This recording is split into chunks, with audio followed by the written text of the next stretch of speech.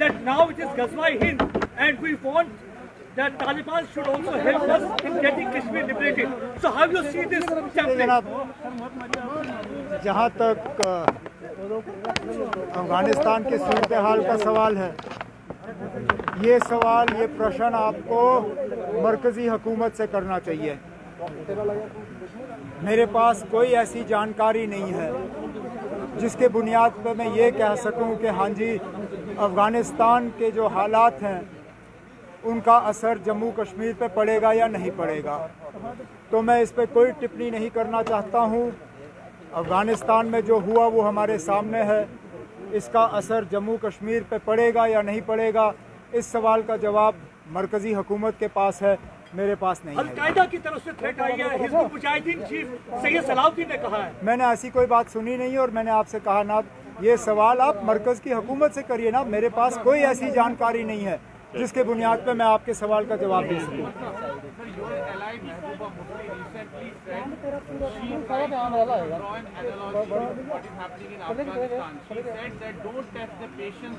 देखिए आप, I am not answerable for Mehbooba Mufti Sahiba. 1 minute. I am not answerable for Mehbooba Mufti Sahiba, nor was she speaking from a platform of the PAGD, nor am I an office bearer of the PAGD. I am here in my capacity as the J&K National Conference Vice President. If there is something you want to ask me about my party and my party's leadership, I'll be more than happy to answer. I am not answerable for anything Miss Mufti says or does on her own party platform. Dr. Saab yesterday said that he regrets. Dr. Saab yesterday said आपको मौका मिला था ना।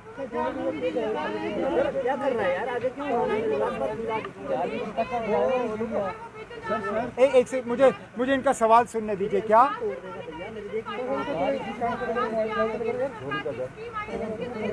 मुझे आपका सवाल सुनाई नहीं दे रहा है।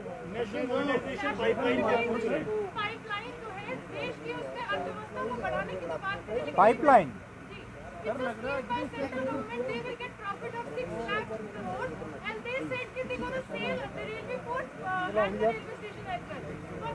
privatization and monetization of the assets of the... Then I think it's important that you draw a distinction between privatization and monetization. Monetization is giving an asset on a lease but not transferring the ownership of that asset. I see no reason why I should be opposed to a scheme that is looking to monetize an asset that is otherwise not being able to give me a suitable return.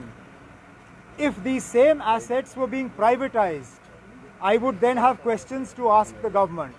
But as far as monetizing an asset is concerned, if the ownership of that asset is not being transferred, and the government is able to earn from an asset that is otherwise dead, why should I oppose it?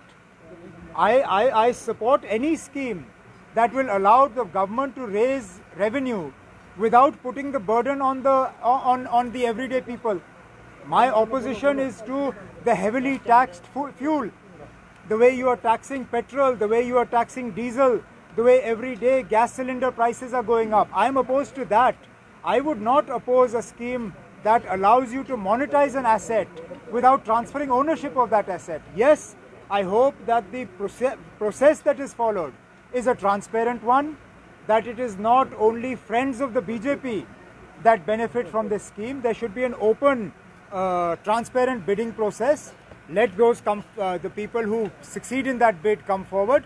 Let those assets be monetized and let the benefit of that come to the people of India.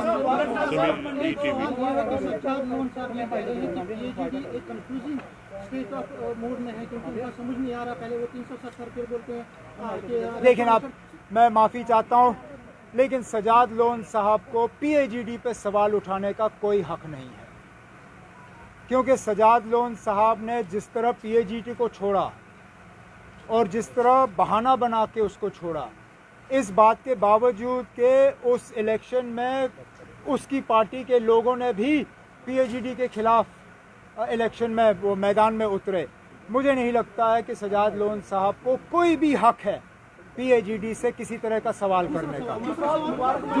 Jammu में PAGD जो है आपकी party में भी कुछ insecurity है, कुछ uneasiness है। जम्मू का जो लेकिन अब हम अभी लगभग 4 घंटे की मीटिंग कर चुके हैं जम्मू के साथियों के साथ। सारे सीनियर साथी हैं, पूरे जम्मू प्रोविंस के हमारे कोई भी इलाका ऐसा नहीं है जिसकी आवाज़ आज सुनी नहीं गई, और किसी भी एक साथी ने PAGD को लेके किसी भी तरह का कोई खदशात जो है जाहिर किया। यहाँ तक कि PAGD पे मेरे किसी साथी ने कोई बात भी नहीं छेड़ी। केंद्र सरकार कह रही है कि जम्मू कश्मीर में चुनाव जो है वो जल्द होंगे। आपको लगता है कि यूपी और पंजाब के चुनाव से पहले यहाँ पर चुनाव होंगे या हो जाने चाहिए? लेकिन अब चुनाव का फैसला इलेक्शन कमीशन के हाथों है। इलेक्शन कमीशन जब यहाँ इलेक्शन कराने का फैसला करती है तो अच्छी बात है। हम तो 2019 में इलेक्शन की तैयारी करके बैठे हुए थे, क्योंकि तब तक हमारा असेंबली जो है वो ख़त्म किया गया था। जब इलेक्शन कमीशन जो है इलेक्शन कराना चाहे करे, हमारा तो सिर्फ ये है कि आप इलेक्शन से पहले हमें स्टेटहुड वापस कर दीजिए। बाकी लड़ाइयाँ हम सुप्रीम कोर्ट में लड़ते रहेंगे, चाहे वो मुझे ख़त्म करने दीजिए ना आप, चाहे वो 370 को लेके हो, चाहे जो भी 5 अगस्त 2019 को हुआ उसकी लड़ाई जो है हम सुप्रीम कोर्ट में लड़ते रहेंगे। लेकिन जहाँ मुल्क के वज़ीर आज़म, मुल्क के होम मिनिस्टर सबों ने पार्लियामेंट में कमिट किया है कि जम्मू कश्मीर को जो है स्टेटहुड वापस किया जाएगा, हम तो कहते हैं ना अब नेक काम में देरी क्यों। आप इलेक्शन से पहले स्टेटहुड का ऐलान करिए, जम्मू कश्मीर को फुल स्टेटहुड रिस्टोर करिए और शौक से इलेक्शन कराइए ना, हमें क्या एतराज़ है। अगर नहीं होता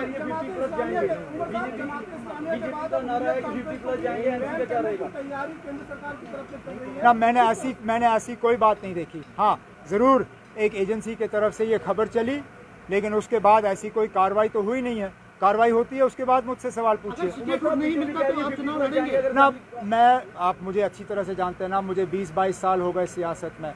मैं अगर मगर सवालों का जवाब नहीं देता हूँ, क्योंकि अगर मगर सवाल का जवाब फिर अगर मगर में ही आपको मिलेगा। बस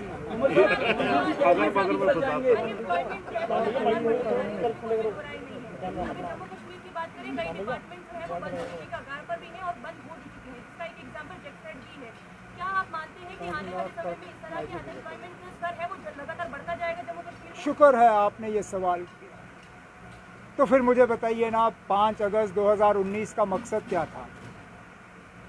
जम्मू कश्मीर के लोगों को कहा गया था कि 370 ही एक रुकावट है और 370 के हटने के बाद यहाँ बेरोजगारी का खात्मा होगा। लेकिन आपने खुद सवाल में कहा कि यहाँ बेरोजगारी जो है रोज़ बरोज़ बढ़ती जा रही है। तो फिर कहाँ गए वो रोज़गार के रास्ते? कहाँ गई वो एम्प्लॉयमेंट? कहाँ गया वो इन्वेस्टमेंट? यहाँ तक कोई बेचारे जो कमा रहे थे उनकी कमाई भी आपने छीन ली। यहाँ जम्मू शहर में अच्छी खासी कमाई जो है दरबार मूव के ज़रिए की जाती थी। ये तो हमें तस्लीम करना होगा कि फाइनेंशियली कश्मीर के ट्रेडर्स को दरबार मूव का इतना फ़ायदा नहीं होता था जितना जम्मू के ट्रेडर्स को दरबार मूव का फ़ायदा होता था। दरबार मूव को कर्टेल करने के बाद सबसे ज़्यादा नुकसान जम्मू के ट्रेडरों को हुआ, और वो सीधा 5 अगस्त 2019 का नतीजा था।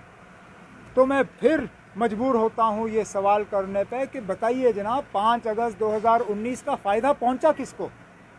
अगर बेरोज़गारी नहीं कम हुई, अगर करप्शन नहीं कम हुआ, अगर के मतलब डेवलपमेंट, लोग अभी भी शिकायत कर रहे हैं कि डेवलपमेंट नहीं है।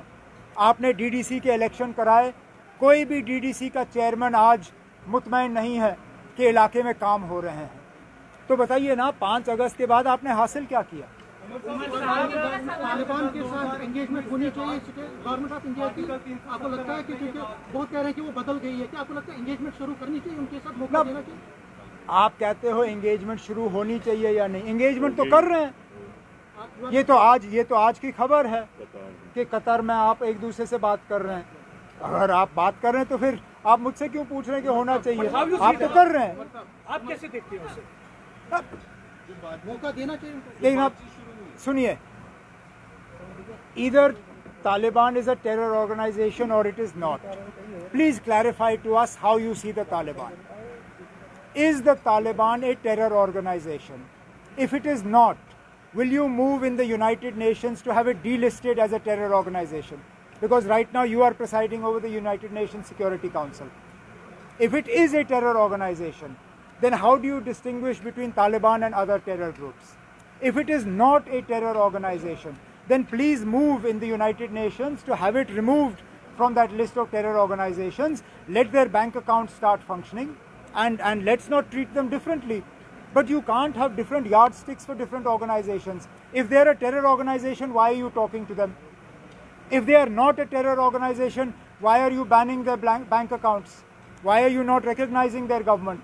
Make up your mind what it is. I am not the decision maker, nor does my view matter to you. Last question and then I have to go. BJP का कहना है कि वो 50 प्लस जाएंगे। BJP का ये कहना है कि अगर असेंबली इलेक्शंस होते हैं वो 50 प्लस जाएंगे। एनसी का क्या स्टैंड रहेगा इस पे? एक मिनट, जम्मू कश्मीर का लेकिन आप मेरे पास अगर ऐसी जादू की छड़ी होती तो आपको नहीं लगता कि 5 अगस्त से पहले मुझे पता होता कि रियासत को क्या होने वाला है और मुझे खुद क्या होने जा रहा है? मेरे पास कोई ऐसी जादू की छड़ी नहीं है ना आप जिसके बुनियाद पे मैं आप जिसको इस्तेमाल करके मैं आपको ये कह सकूं कि जम्मू कश्मीर का फ्यूचर ये है। बीजेपी कह रही है 50 प्लस जाएंगे अगर असेंबली इलेक्शंस होती है, तो एनसी का क्या नारा रहेगा? अब हम नारों पे नहीं जाते, हम ग्राउंड पे काम करते हैं। हमने अगर 50 प्लस 45 तो क्रॉस किया नहीं था पिछले इलेक्शन में, तो 50 क्या उनका नहीं था मिशन? क्या था नंबर? मिशन 45। अब की बार 50 प्लस है। 45 नहीं पहुंचे तो 50 क्या? पहले 50 पहले तो 45 आना चाहिए था उनको। 50 तो दूर की बात है। 370 पर रविंदर रैना ने कहा कि 370 की हड्डियां भी गंगा में विसर्जित कर दी गई हैं। अब ये जो सोच रहे हैं लोग कि 370 हड्डियां गंगा में क्या विसर्जन हुए वो हमने कोविड के दौरान देखे ना। अब मुझे नहीं लगता है कि रविंदर रैना साहब या बीजेपी को इस तरह की बातें करनी चाहिए, क्योंकि अभी भी ज़ख्म वो जो हैं वो अभी मतलब वो पूरी तरह से दे हैव नॉट हील्ड। हम वो तस्वीर भूले नहीं जिन लोगों ने मजबूरी और परेशानी में अपने रिश्तेदारों को गंगा के किनारे वहाँ रेत में दफन किया। ये बातें जो है ये रविंदर रैना साहब की मुंह से जचती नहीं है। पहले तो उनको माफ़ी मांगनी चाहिए जो कोविड के दौरान उन्होंने मुल्क में हालात पैदा होने दिए, फिर जाके 370 पे तबसरा करें। चले, थैंक यू।